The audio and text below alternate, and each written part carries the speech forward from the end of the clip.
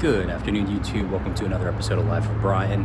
Hope everyone's having a wonderful day out there. In today's episode of Would You Rather, we are asking the eternal question, the eternal struggle of which car would you rather have? The Honda S2000 or the Mazda RX-7? So, again, the categories are, first category is performance, sex appeal. Second category is reliability, practicality. And the third category, which I refer to as the umami category, is the kind of intangible, the specialness, the category that you can't necessarily always define. So let's go ahead and hop right in. Here is my 2008 Honda S2000 with an OEM hardtop. So sex appeal, looks, performance, 237 horsepower, inline four-cylinder, torque is non-existent, 162 foot-pound, I think. But again, that's not what this car is for. You're not getting this car or that car for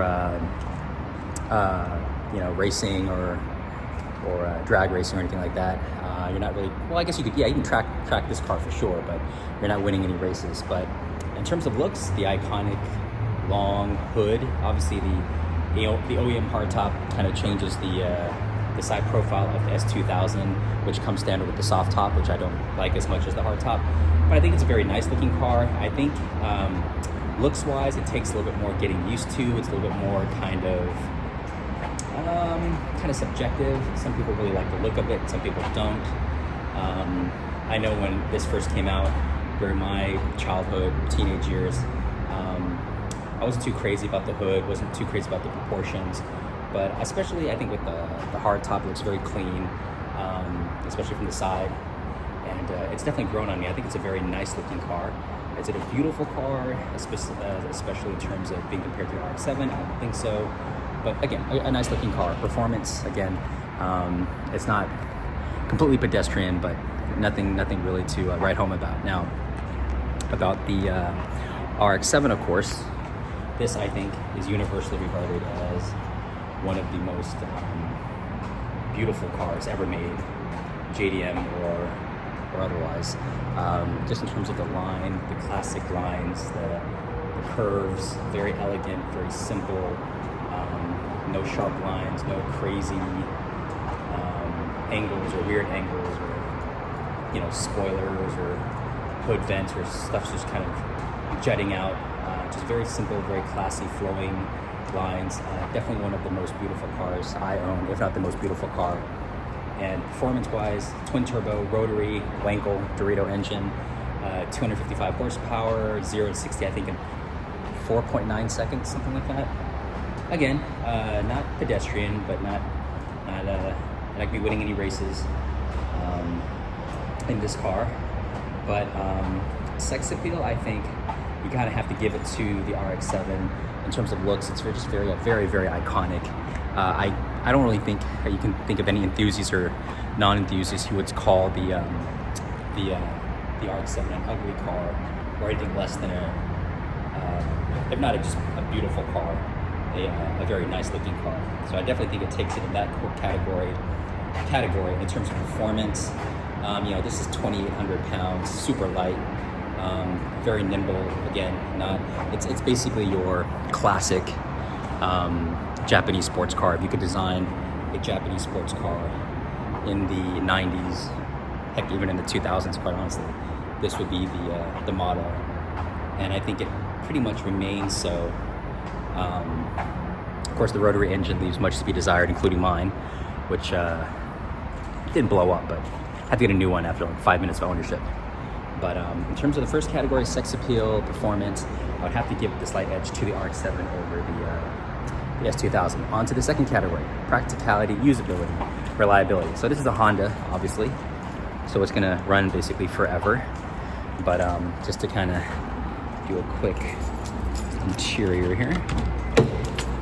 So reliability, you definitely have to give to the Honda 1,000%, because again, I've already had my crappy experience with my Wankel.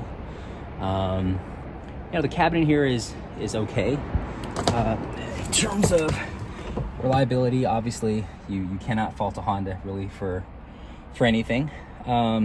Practicality, usability, I mean, no glove compartment. Obviously your passenger, the the cabin is a nice place to be in terms of everything's kind of very much fingertips touch away, very similar to the 300ZX.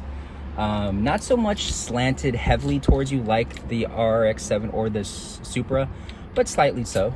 I love the fact that, again, everything's within fingertip length touch, AC, radio controls, basically anything you need.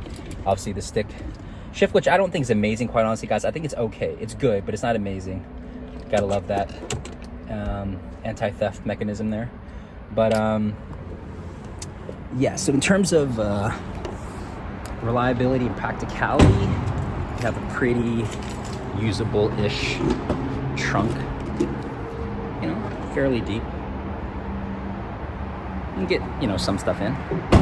Much more than the RX-7, which I think the RX-7 loses out aggressively in this category, guys, because especially, I'm not going to open it, but especially if you get the Bose Wave system, blah, blah, blah, which was a add-on for the RX-7, it takes up 90% of the trunk space. The cabin is a pretty okay place to be. Again, early 90s Mazda. It's not bad. If you are a taller person, it's going to get a little bit cramped, a little claustrophobic, but, you know, not bad. Obviously, none of these have back seats. Shifter in this car is pretty amazing. Definitely top 5 for me. Better than the S2000, no doubt about that. Driving feel, nimbleness, quickness, agility. Obviously, this car is lighter. I'm pretty sure, pretty positive about that. Again, this is 2,800 pounds. Yeah, definitely a very fun car, very peppy car to drive around. In terms of reliability, again, I think the S2K takes that hands down. And even in terms of practicality, just because of the trunk, really, more the trunk than anything. Again, we're talking about a roadster and a small Japanese sports car, so you're not getting SUV usability here, guys, but I gotta get to the S2K in that regard. Final category, the umami category. Which one wins out? Specialness, that, you know, whatever, that you can't really put your finger on it, the intangibles. I don't know, what do you guys think? I would have to give it to, I had to pick the RX-7 because it's just such a unique car. This is obviously the rotary and the wangle, which sucks out most of the time. But sounds great. Also, aftermarket exhaust, so it sounds even better. But this car is just special. When you drive it, it feels smaller than the S2000, which is not a big car to begin with. But it also, to me, it's the shifter, it's the clutch, it's the way the car feels. Maybe it's because it's so light. I had a Miata, but it was a automatic, not a manual, so I can't compare it to a Miata, but people love how Miatas drive. Obviously, it's the greatest selling sports car of all time, I believe.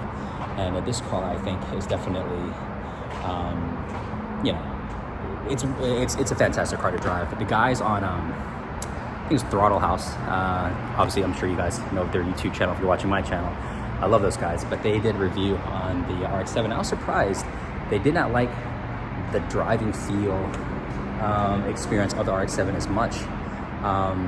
And personally for me, I mean, yeah, the position is a little bit weird. Your legs are kind of slanted off to the side a little bit, but it's not anything major where I'm like, I hate driving the car. Obviously with this car, you're gonna get a ton of attention.